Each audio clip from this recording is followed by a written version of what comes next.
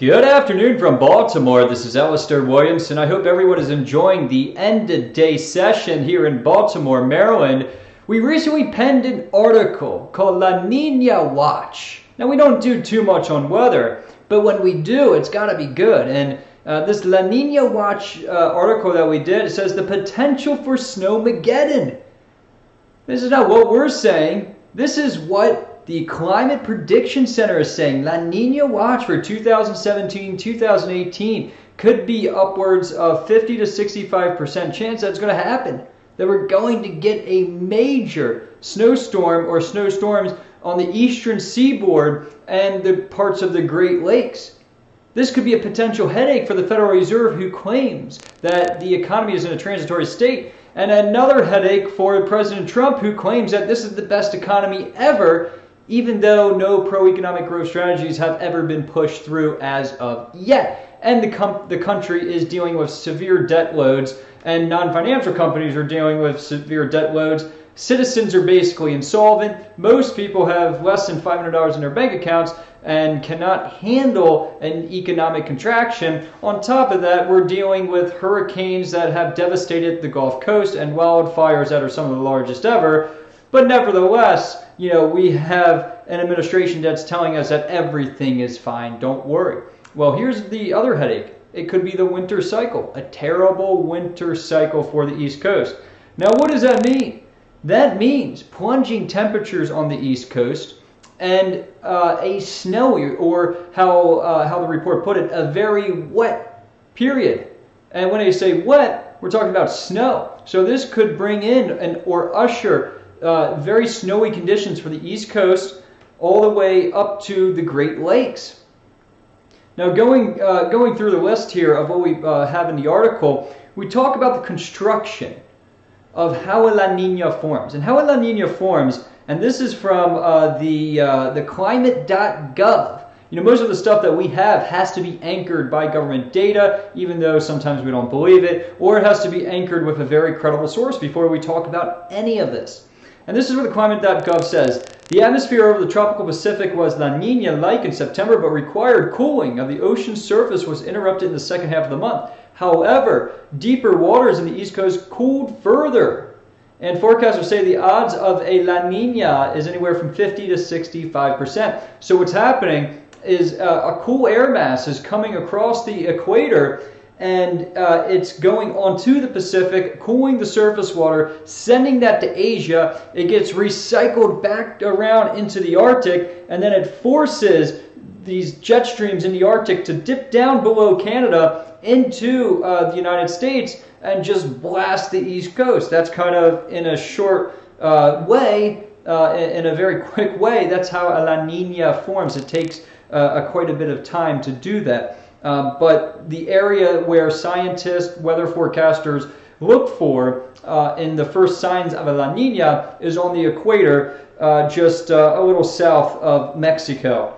Now, we're also going through here and we're taking a look at the article and the global impact of La Niña. This could mean significant wet periods in the upper part of Australia, in parts of Asia, especially in China. Looks like we could see some dry periods, and then very cool periods possibly for Japan and the Korea. So La Niña is not just responsible for crazy weather patterns here that the Federal Reserve and the Trump administration will frown upon.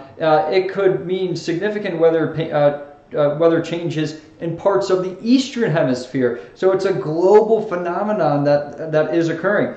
Now, what NOAA does, this is the National Association, or this is the National Oceanic Atmospheric Association, government entity here. They use a chart called ONI.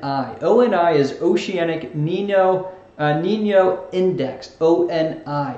And that is how our government, the weather forecasters, the government weather forecasters, that's how they're able to tell you, are we in a La Niña or an El Nino period?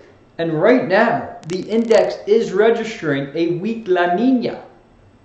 Very interesting that we have hit this here. but not a lot of the mainstream news is talking about. And this could be, if confirmed, this could be a big blow to the economy in the latter parts of this year and early next year. Now, Ben Knoll, he is a weather forecaster, government weather forecaster down in New Zealand. He's saying that we are on the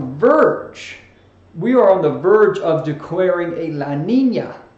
John Kemp, a energy analyst out of the UK, he's with Reuters. He's saying that there's a 67% chance of a La Niña from December to February.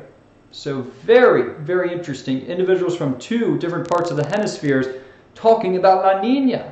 Then back here in the United States, we have the Weather Channel telling us that prepare for a possible La Niña. Here are the effects.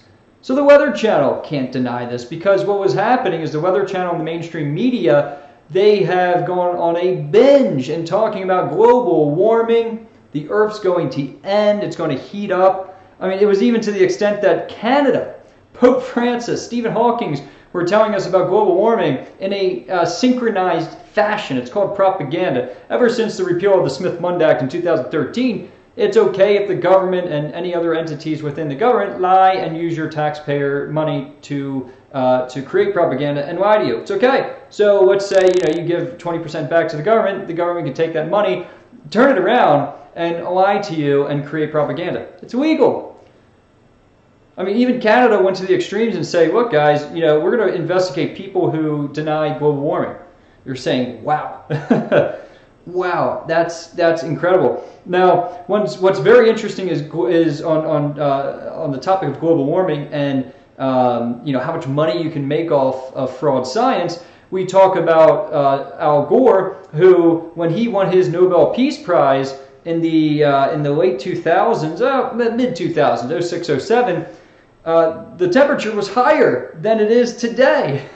So the Earth is actually cooling. And so in our case, we believe that there is significant climate change, but we don't believe the mainstream narrative. We don't.